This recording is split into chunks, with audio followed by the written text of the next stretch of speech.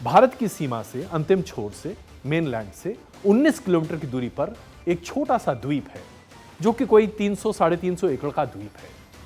कचात्वी द्वीप, जिसको लेकर अब जबरदस्त राजनीति छिड़ गई है। और यह राजनीति इसलिए छिड़ी है क्योंकि प्रधानमंत्री नरेंद्र मोदी इस पूरे मुद्दे को लेकर बहुत ही अग्रेसिव है। उन्होंने न सिर्फ कांग्रेस पर निशाना साधा है बल्कि डीएमके पर भी इतना करारा वार किया है कि अब विपक्षी पार्टियों को समझ में नहीं आ रहा कि आखिरकार वो क्या कहें और कैसे कहें। सबसे पहले देखिए प्रधानमंत्री नरेंद्र मोदी ने किस अग्रेसिव अंदाज में इस मुद्दे को उठाया है। एक द्वीप है कच्चा थीवू, अलग अलग नाम भी लोग बोलते हैं, कच्चा थीवू।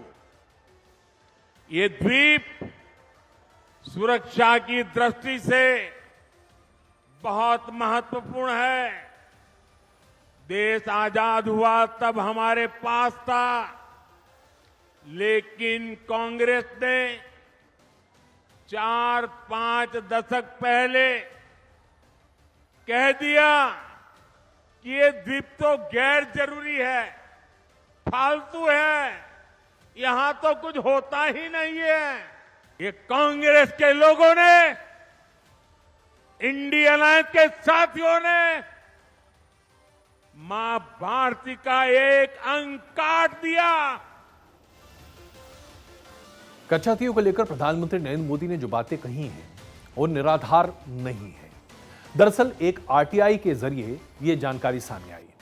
कच्चाथीव के ऊपर तमिलनाडु के बीजेपी के चीफ के अन्नामलई ने एक आरटीआई दायर किया था। इसका जवाब आया है और इस जवाब के बाद भारतीय जनता पार्टी काफी अग्रेसिव तरीके से तमिलनाडु की राजनीति में इस बात को प्रखरता से सामने रख रही है। इस आरटीआई में क्या बताया गया अब आपके सामने है।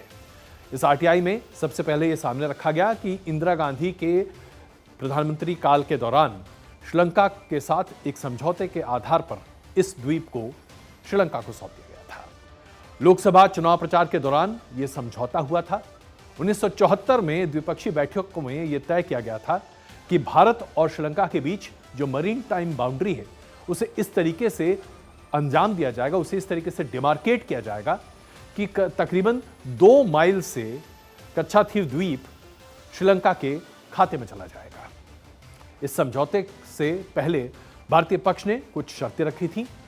ये शर्तें थीं कि भारतीय पक्ष को, यानी कि भारतीय मछुआरों को और भारत के लोगों को इस द्वीप पर जाने में कोई रोक टोक नहीं होगी। उन्हें किसी वीजा या किसी भी तरह के पासपोर्ट के दिखाने की आवश्यकता नहीं होगी।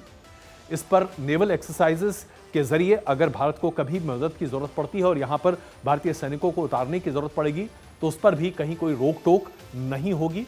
इस द्वीप पर श्रीलंका और भारत दोनों अपने अपने हिसाब से चीजों को इस्तेमाल करेंगे। सिर्फ एक बात का ध्यान रखा गया था कि अगर इस इलाके में खुदाई या किसी भी अन्य तरीके से तेल का उत्सर्जन पाया जाता है और समुद्री सतह में जो तेल होता है अगर वो निकालने की स्थिति आती है तो उसका बंटवारा इस आधार पर होगा कि जिसकी जितनी सीमा क्षेत्र के भीतर इस द्वीप के एरिया को आता हुआ पाया जाएगा उसके आधार पर तेल का बंटवारा होगा।